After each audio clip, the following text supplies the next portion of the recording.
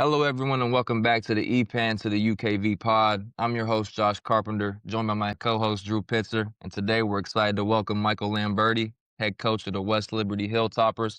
I appreciate you joining us, Coach. How is everything? I'm doing all right, guys. Appreciate the time. I'm excited to talk a little bit with you all. Your playing career at West Liberty, like when you look back at the record, like it says here 123 and 14 record, multiple Elite Eight runs as a player. Like, do you ever just self-reflect on how crazy that is in itself? And like, what do you think made those few years so special? Definitely think about it a lot when you come back as a coach, both assistant and head coaching wise. You think about why have we been so successful and why were we able to do it? Because now, with the position that I'm in, we want to keep that going and not only at the same level, but build off it, hopefully. Um, and the big reason why I think it was able to be done is the people you surround yourself with. I think the coaches did a really good job of building a good staff, with support of managers, student assistants, head assistant coaches, and recruiting the right type of people and players to build this roster. And then therefore, play this style of play out on the court. It's not just basketball. It's not just being able to shoot. It's not being able to drive. It's not being able to dribble. We got guys that can do it all, but also my teammates were wired the right way and some of my best friends to this day. And I think because of the process that coaches took in that recruiting, time period and building the team and roster allowed us to be successful on the court. Yeah, yeah. To build off that, I always wondered this, like especially with that system, how much success that you guys had, like how much was individual talent, or how much was like we really have a cohesive unit that is probably the best team chemistry that we'll play all year. I would lean more toward that. But in the recruiting process, you're recruiting individual talent for sure. I wouldn't shy away from we didn't have good individuals. I mean, I played with multiple All-Americans, multiple conference guys, shoot 2 national players of the year. We're on the roster in my 5 years here as a player. So I think in the high school realm or transfer portal realm, you're looking at guys that can individually light it up and do a little bit of everything. But the coaches did a really good job of making sure we put our egos aside and it wasn't about me, it's about we. And once we bought in pretty quickly with that, depending on what year it was, it allowed us to, we're all good here. We were all our best player on our high school team and all got all state recognitions and 1,000-point scores and all of that. Uh-huh. Don't worry about any of those individual accolades. If we can buy into what coach is teaching us and do it together, that's what's going to raise banners here and ultimately get us what we want individually and team wise. For sure. So, Coach, I mean, I'm going to build kind of off Josh's point. Obviously playing for one of the most talented coaches ever in Crutchfield, I believe, is who you played for, correct? So, then, and with that style, you guys played so fast with the pace and space, but also with the pressure on defense. What goes into maybe the offseason conditioning program that really sets you all apart to be able to play that style of ball? Play a lot of pickup, and we play that style of play against each other. 5-6 days a week. So if you start in August when you move into school here, and you're doing that 5 or 6 days a week all the way up until the first official game in November, your body just gets in mind conditioned to do it. So a lot of people have different tactics of how to get your body in shape. It might be weight room, it might be running sprints or hills outside, it might be running some bleachers, but we kill two birds with one stone by playing basketball with our style of play out there. And when you're practicing it that way day in and day out, it becomes second nature. It's pretty hard when you transition to it your first time doing it, or if you take a couple of days or weeks off in the summertime. It's hard to replicate this when you go home. So when you get back and move in, it's like, gosh, man, I got out of shape pretty quick. But Mhm. when you do it so much and so often, it's like anything in life. The more reps you put into something, the better you're going to get at it. So once September, October, November rolls around, it's like I'm back in shape. Let's do it. For sure. And, obviously kind of rebuttal off of what I was just saying. Is there going to be any stylistic changes that you may bring in comparison to the previous coaches that's been on that West Liberty staff? Or are you still going to pick up the mantra and just go with the flow of what's already been set up there? If I were to walk the ball up the court and play zone defense, I think all of the fans and supporters over here at West Liberty would get rid of me really fast. No, I played here for 5 years. I was an assistant coach here for 5 years. We started to build it a little bit, the same type of brand of basketball at Coker. So, I was brought back and hired for this position for a reason. It's, West Liberty's had a certain type of success on the basketball court culture wise. So we're gonna keep it rolling. Obviously, each one of us who are doing this has our own tricks to the trade of what we like to do individually. I'm not Jim Crutchfield. I'm not Ben Hallett, but I have learned a lot from them. But I've also been other places where I've learned from other good coaches as well. And That's the beauty of bouncing around a little bit in college basketball. You pick and choose the things you do like and don't like from other people, and you combine them together and try to make your own little thing. Yeah, Yeah. like a little chameleon type work. Josh? That's right. Yeah, I mean, coaching, the networking with coaching is crazy. Like, I feel like people from the smallest level all the way to the highest level, it's like the good ones all have a relationship at some point. Like, I was watching, I saw a crazy clip on YouTube of Joe Mazzulla and JJ Redick talking about Crutchfield, and then I saw Eric Spoelstra was saying he goes and takes things from Crutchfield's practice, and I'm like, the impact that they've had on basketball is huge to all levels. I mean, coaching is a huge networking thing. Oh, 1,000%. Yeah, relationship building and keeping in touch with people, and a little bit of luck has to do with it as well. I thought of that in my path. I cannot believe I'm sitting here right now as the head coach of West Liberty, and the domino effect of just Yeah. picking where I went to college when I was 18 years old. And I'm not sitting here talking to you all with that simple decision. Right. It's just Yeah, crazy how like, life works out sometimes. what advice would you give other players and teams to build that elite level chemistry that you had at West Liberty? Yeah, I think from a player's standpoint, you gotta be a sponge and be willing to learn. We all think we all have the answers to everything, and like, especially the college ranks, the good high school players are playing in the college, right? Like we just talked about, they were all everything at their high schools, but you got to put your egos aside and be willing to learn.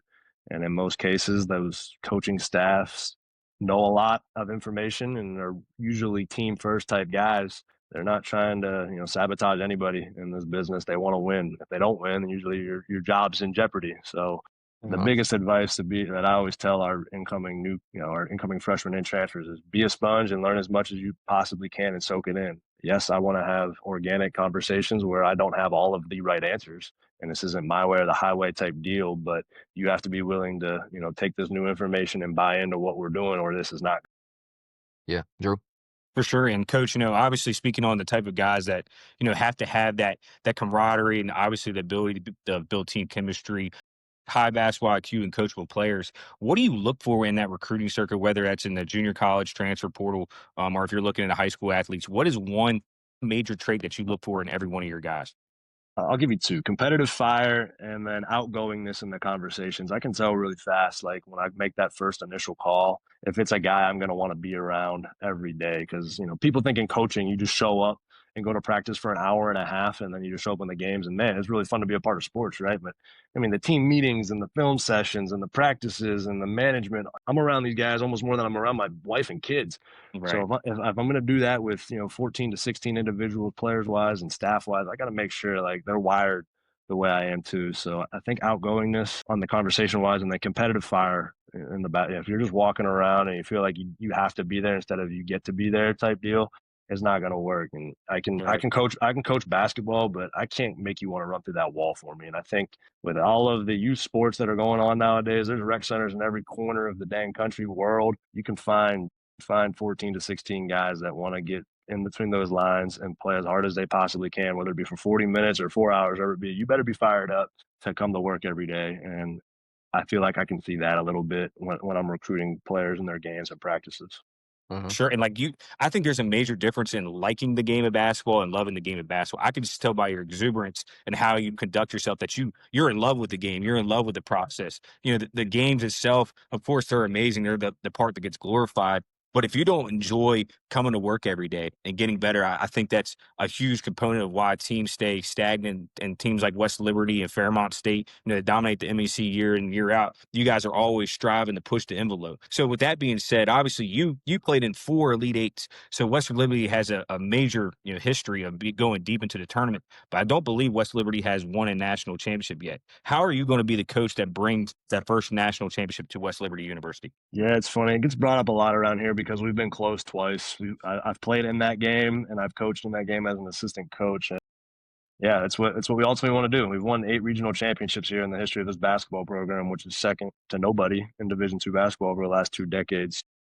I think it's just a process. It's not like how do we win that game? Like it's really really hard to get there. But So hard. if you wake up like we just talked about and you're wired to get better every day, or what do I have to do to keep this thing rolling? Take it one day at a time, and the next thing you know, you're setting yourself up good in March by doing that. It starts with having really really good practices and open gyms next week when we have our guys move in on campus. And if we don't have really good open gyms and fall workouts, well, we're going to be a step behind in October when practices start. So it's just taking it day by day. And if you, whether it's you freaking getting up and brushing your teeth with a bunch of energy and you're fired up, or it's getting a bunch of shots up. Whatever you do, you got to wake up with that. How can you get your mental ready to go with whatever you want to do? If it's cutting grass, or if it's going to Right. the grocery store, or playing basketball, or being an accountant, or running a podcast, if you have energy and you're ready to rock and roll every day, and how can I get better? What do I have to do to be ready for game day? You're going to set yourself up just fine.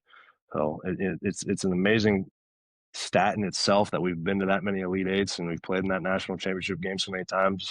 I hope I'm the guy that can eventually get us over the top and do that. But I'm just worried about how can we have move-in day on Friday, be as best as possible, and these guys are ready to rock and roll. And then when we start practice next week, how can those open gyms and fall workouts get us ready each and every day to be ready for November when the first game tips off?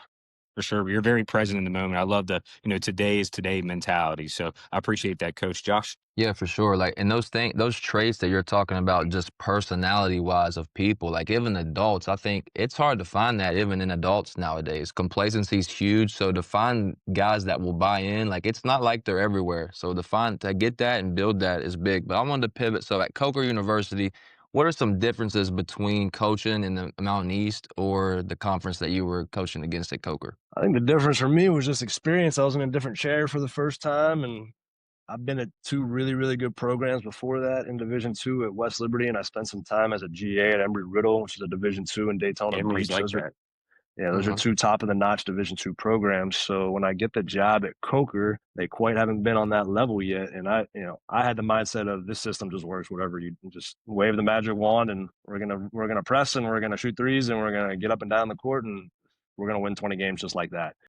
And I learned pretty quickly, like, no, it takes time, it takes recruiting, and having the right people around you allow you to have that type of success. So I think the biggest difference that I experienced just early on in those 2 years was it's just not you just show up and you do this. Like, even though you're doing the same drills and run the same system, you're not just going to magically win. But there is a difference. You're talking about Charlotte, Atlanta, Columbia, South Carolina. So that's a different geographical area with some different types of athletes. I think the size was a little bit different down there where you're playing some 6'8", 6'9", 6'10s, where you're in the Mountain East. You got more versatility with the 6'5", 6'6", and below getting up and down the court. But I think once I got a little bit of more experience and I got a little better vision of what it was like being a head coach, there wasn't too many differences. I'd put those two conferences up against anybody. And the Mountain East has had West Liberty and, like you said, Fairmont State and Charleston's and West Virginia States compete very, very well nationally. And then the South Atlantic Conference, you're talking about Lincoln Memorial, who's right up there with the West Liberty logo of being pretty dominant in Division II the last couple of years. Lenore Ryan won the region last year and went to the Elite Eight. So, pretty similar, but I think size was a little bit. If I had to give you something, I would say the size is a little different down there in the South Atlantic Conference. Yeah, in those early days at Coker, just the growing pain games, how would you I've always been intrigued to ask coaches, like, how do you approach games knowing that, like, we haven't got to build our culture here yet?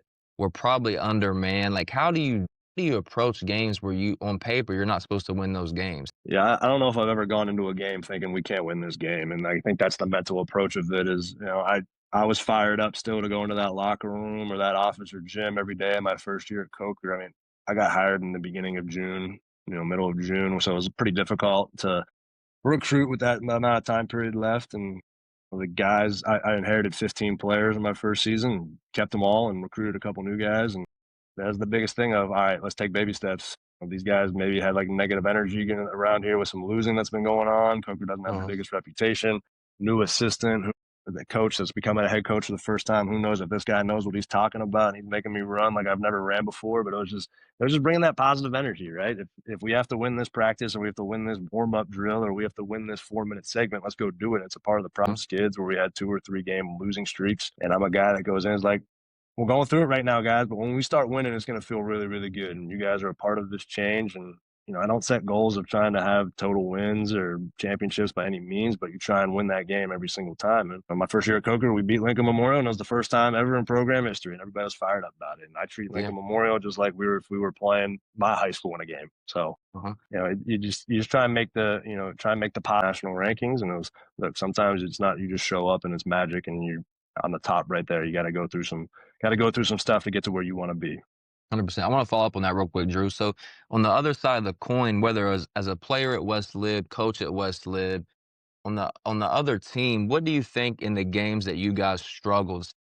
just maybe losses that you experienced as a player at Westlib. What do you think the opposing coaches did well against the system? Yeah, I think that's what makes myself and a couple of us that are trying to do this a little different. We're looking at ourselves, and every team breaks the press a little different, goes at it a little different, offensively and defensively. Me, when I feel like, man, we just gave up an 8-0 run right here just because we weren't playing hard enough, or we weren't running down, we were running in full speed, or had a mentality to sit down and get a stop. So I think it was more of us of, hey, if we want to play this style of play where we're giving up the basket 94 feet away and we're playing this 5-out motion offense and launching a lot of threes that aren't going in as high as percentage probably as layups are, you better do it to the full potential that you physically and mentally can. So I would say in those losses that were happening, we were doing it at like a 40, 50, 60% clip, where the teams that are elite at this, which is what the Jim Crutchfields and Ben Howletts and Jordan Fees have done, they're doing it at an 80, 90 to almost 100% of Uh-huh. like I said, it takes time to build it, to get your bodies conditioned, to get the right people in the system. I would say, for the other coaches that, had some success and you're looking at how to beat it, you better hope the guys that you're going against are going a little bit softer, or, at a little slower pace, because once they get going in full throttle, that's where you've got a couple coaches that have won 80 to 90% of their games. And it's because they got their players going full throttle for 40 minutes. Exactly. For sure, coach. And I like how you were speaking on the numbers. So I can already tell that you're a very analytical person, and West Lib as a program seems quite analytical. You shoot a bunch of threes and layups. What goes in behind of that thinking to obviously take the smart shots, at least what the numbers say? Yeah, something we try and preach is, it doesn't matter if it's 3 seconds or 30 seconds on the shot clock. The system gets a bad rap of being run and gun. It's not run and gun. Teams that are run and gun cross half court, and if it gets to 20 on the shot clock, you better shoot it because you're worried Pace about and that. space is Yeah, for sure. something I always preach, and I've heard from my mentors, is we're trying to get a clean, open look with guys in rebounding position. If we're passing that ball up in transition, you got none of your teammates with you there to go, potentially miss that 3-point shot or miss that layup, and we want to get a second or third opportunity, and it's probably not a good look. If you're shooting over top of a defender and there's a lot of time on the shot clock, it's probably not a good look. Now, if we were getting a 3 or 2 or 1 on the shot clock and we got to shoot it, we'll shoot it. But we feel like if we have movement and actions and cutting and screening with ball movement and be able to get a look that's pretty open, that was going a higher percentage of the times than when they're contested, and we're going to be able to send 3 or 4 guys to the boards to rebound that second shot. So if you're talking analytics, two things we definitely look at is, how much more is the opponent turning the ball over compared to us, and then how much are we getting offensive rebounds compared to our opponents? Because if you can win the rebounding battle, and if you can turn the ball over less, well, then you're getting an opportunity to shoot the basketball, 15, You win 20, the 30 more possession battle. times. Yeah. If you're getting 20 to 30 more shots than your opponent, doesn't matter what percentage you're shooting, there's a pretty good chance you're going to put more points up on the scoreboard. So Mhm. a way to eliminate, losing that possession battle is taking bad shots, not going too fast or too slow where you end up turning that basketball over so you can therefore get more looks. Right, and 100%. playing at that pace, I think is so critical. And you look at the NBA landscape now; it has taken so much.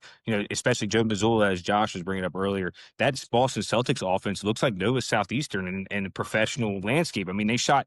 There's 4 games last year they shot over 53s. Now, there's a lot of people that claim that that's bad for the game and it gives an awful look for basketball. What is your opinion on that? I mean, you got to do what you got to do to win. The ultimate goal is to win basketball games, right? And if a 3-point shot's more than 2 and you're making them at a high percentage clip, well, then you're going to shoot them and you're going to try and put more points on the board than the other team. But yeah, it's a no-brainer that, Joe Mazzulla and Eric Spoelstra, who have sat down or played against that style and system with Coach Crutchfield that he started, and now it's adapting that level. You look at what the Pacers did with the small ball fast Yeah. play too and made it to the finals. They were an injury away from potentially winning that thing. Like, yeah, you're seeing it at that professional level with the highest, most successful physically and athletically given athletes playing this game, doing it and having success. Like, until they change the rules where you have to hold the ball for a certain amount of time or they take that 3-point line, I don't see it going anywhere. And it's pretty entertaining for guys that like adrenaline and like speed and high Mhm. scoring game. Yeah, it's so funny though, and Josh, I'll let you get right after this. But when you think about how like they're trying to eliminate almost the corner threes and taking the 3-point line and run it out of bounds, I feel like that would in turn actually be bad for the game of basketball because a corner three to me, at least what Josh and I were taught, that's basically a layup. You got to be able to hit those and to take that out of the game. Like I understand you want to create different nuances and maybe you want to get type back to your old school. But basketball is just like everything in life. It evolves. And I can just tell, even with you in this system, obviously this is originally Crutchfield's system, but you're going to have different nuances in it as well that you've already alluded to. 1,000%. Yeah. And it's just, if they take away the 3-point line, we're going to try and figure out a way, try and always learn and dissect what ways you can do it to put the ball in the hoop and win the basketball game. And if it's making layups and dunks at an 80-90% clip, well, let's go do that, because that's going to give us the best chance to win. We're not saying we have to get a certain amount of threes or we have to only shoot threes. Just want that high percentage look. And if teams are taking away that 3-point line, well, I'm never going to be a guy that says, hey, don't go shoot a layup that's 100% of the time going to go in. Right. Let's get that clean look. If it's a 2, if it's a 3, whatever it may be, let's go. Appreciate Exactly. you, Coach.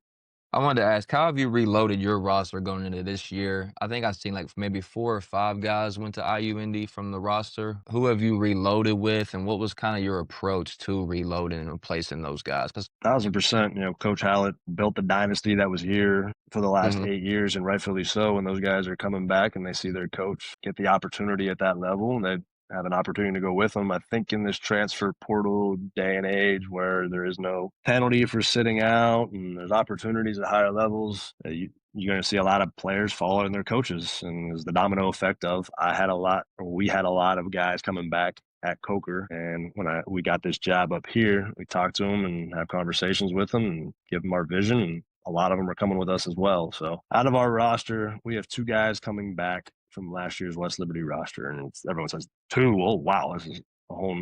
Well, that's if you got more than 4 or 5 or 6, you got something going on to have that type of retention, right? But Dante Spadafora and Cooper Kent were on the roster last year that went to the Elite 8.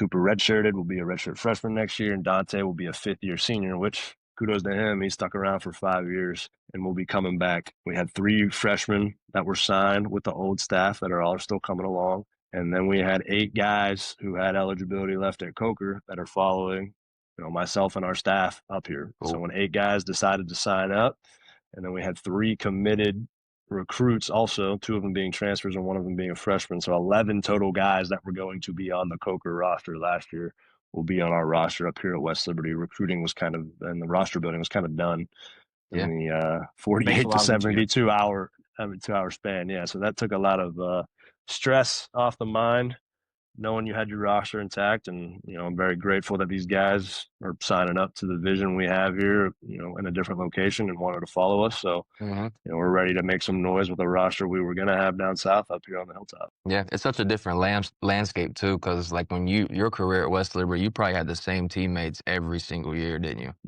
Yeah. So it was very rare if we needed more than 3 or 4 guys in one class. And these faces are new to West Liberty, but myself and my assistants, we've coached 8 of these guys already. Half of them know and Dante, I was here as an assistant who recruited him, and he played 2 years on the staff or on the team while I was on staff here. So I have relationships and chemistry with 9 of these guys already. They know my voice, they know our voice as a system and staff. It makes the transition a little easier. Du Bois Dream, the TBT experience. Yeah. What is that program in itself? And then what was the experience like? I went to Charleston and watched that game. What was that whole experience like? What's your relation to that program? Yeah, it was pretty cool. It came about. The relationship I had with them was almost 0 to none when it happened, and I got the phone call. But Albert Barrichello runs the Du Bois Dream Foundation, where it's an AAU organization, and they also have the TBT team up there in Du Bois, Pennsylvania. So it's for a good cause.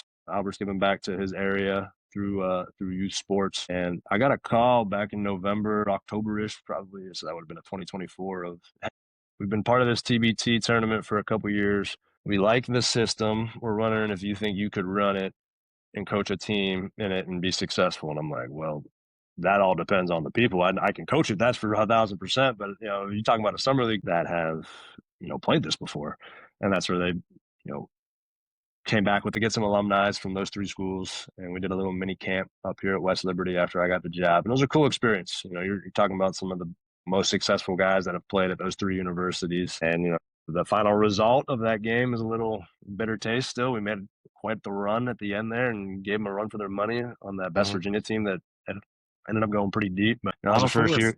It was a first year experience for myself doing it, and it's been talked about for a few years about if we thought the system and alumni from those schools could go and play in that. And I think once the guys got their feet wet and the bright lights and randomness of the roster got away from them, the third and fourth quarter, we looked to be pretty successful. We got off to a little bit of too slow of a start and dug ourselves in too big of a hole. I think there's a bright future though for that for sure, especially combining those three schools. I think this is just the very beginning of the TBT run. There was some guys on that team too. Obviously, Dalton is a beast. I've always liked his game. I mean, he's a straight hooper.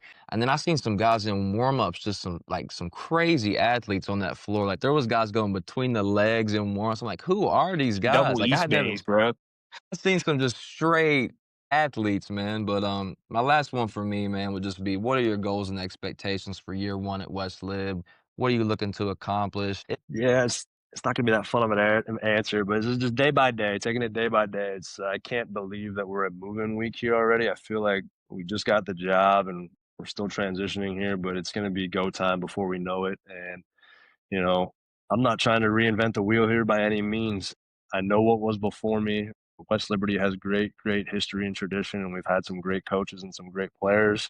I was fortunate to see it. I've worked for some great coaches, not just at West Liberty, but in my career in general. And we're just trying to put a brand of basketball and a cultured team that West Liberty's proud of, right? You want to be these guys are very active in our community on campus and off campus, and I just want to have a culture here where people are fired up to work with our guys, whether it be in a school system or pep rallies or recess settings or just helping around the community, where people are fired up to be involved with our team. And then when they come and watch us play basketball November through March, they're saying that team gave it its all. And they're gonna keep fighting until the very end, from the opening tip to when the scoreboard says zero, and they work hard every single freaking day of their life, whether it's in the classroom, in the community, on the basketball court. And I think when you wake up every single day and you take that approach, the results will take care of itself. And I think that's what the guys before myself, how they were wired, and I learned a lot of that from them. And these banners keep going up on those walls. So results take care of themselves when you wake up and do the right thing every single day. I Sure. look forward to seeing it, Coach. I appreciate you joining us today, man. I look forward to all the games. I think undoubtedly you will have the success there, of course, because you have the mindset. So I appreciate you joining us today, man. Appreciate it, guys. Love what you all are doing too. If I can ever help with anything else in the future, just give me a shout. I For sure. appreciate And you, I got Coach. one more question for you, Coach. I got one more question. Obviously, this is probably a dream job for you being at West Liberty. But what is your overall, expectations for yourself? Is there any opportunity maybe you want to go to the Division 1 level or even have NBA aspirations? That's if you were to ask me what's your biggest advice for young coaches that are getting into it, be where your feet are at. I Love was it. my assistant coaching days. I'll tell Coach Hal this all day long. As I was just so worked up about, man, I want to be a head coach. Man, I want to be a head coach. Man, I want to be a head coach. And yes, it's been a dream come true and like a whirlwind for the last 3 years since I've had that title. But just be where your feet are at. If like I said, if you wake up every single day and do the job you're at to the best of your ability, then other opportunities will arise. I know I'm an alum from here. I met my wife here who played on the women's basketball team. She's a Wheeling Central grad. I'm from Western Pennsylvania. My family's 45 minutes away. We're pretty fired up to be where we're at. And if something arises, I'll take the call and listen. And it arises and it's a better opportunity for myself and my family, we'll always listen. But right now, West Liberty's home. We're excited to be back, and we're excited to show a good product here for Topper Nation. I For sure. appreciate And you, like I Coach. said, Send us out of here, Drew. yeah, for sure. And Coach, like I said, that's actually one of the best answers I've ever had to that question. Because you're right. You got to be where your feet are, and you would be a fool not to hear out those opportunities. But you obviously seem extremely thrilled with where you are. An opportunity that's at stake in us at the EPAM to the UKV pod. We wish you the best of luck. And again, this is Coach Mike Lamberti to West Liberty Hilltoppers. Hopefully you guys can figure it out next year. Maybe get it done, my guy. We wish you all the best. Appreciate you, Appreciate you Coach. Thank you, guys. man. Keep doing what you're doing. You're the Thank you, man. brother. Good Appreciate luck. you.